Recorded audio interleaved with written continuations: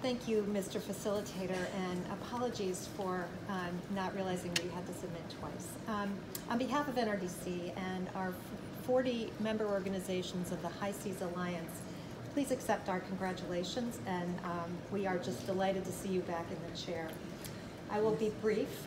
With respect to 5.1, elaborating on the comments of the United States and others, we believe that the obligation to conduct an EIA should rest with the state exercising jurisdiction or control by reason of flag, nationality, beneficial ownership, and we would add, or in which the proposed activity is organized or from which it proceeds. This latter is important to deter environmental impact assessments of convenience and follows the model established under the Madrid Protocol of the Antarctic Treaty System. With respect to 5.2, we agree with Algeria on behalf of the African Group, the European Union, Mexico, and many others that the new instrument needs to set global minimum standards and requirements governing EIAs in ABNJ so that all activities are assessed in a consistent manner. With respect to your question about different thresholds and how to manage the fact that there are different requirements in different regions, we support the idea of not undermining the most robust existing standards already in place. So for just as an example, as Iceland noted, the 2006 bottom trawling resolution, Resolution 61105, established called for an assessment of whether bottom fishing activities would have significant adverse impacts on vulnerable marine ecosystems, and to ensure that bottom fisheries are managed to prevent such impacts or not authorized to proceed.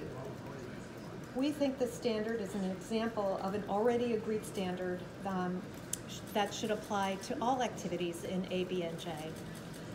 Under this approach, all activities, not just bottom fishing, should be assessed to determine whether they would have significant adverse effects and that the activity be managed to prevent such impacts or not allowed to proceed.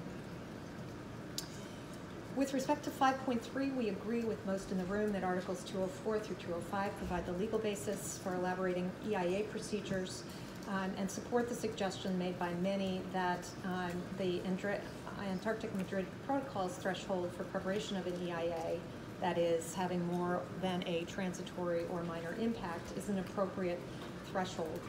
We agree with many others that a threshold is preferable to a list for the reasons that many have stated already. The list is difficult to amend. It does not take into account the fact that environmental impact results both from an activity and from the sensitivity and vulnerability in which the activity is conducted. And lastly, we could spend many decades here arguing which activity should be on what list, and we don't believe that that would be an appropriately good use of time. On cumulative impact assessment, the separate platforms that deal with climate impacts related to ocean acidification, warming, and related effects is exactly the problem that we are trying to address. Right now, there is no mechanism in which activities proposed in areas beyond national jurisdiction are considered in combination with other human activities that have effects on the same ecosystem or species. And this is exactly the gap that needs to be filled in this instrument. We strongly support inclusion of those provisions. Thank you, Mr. Chairman.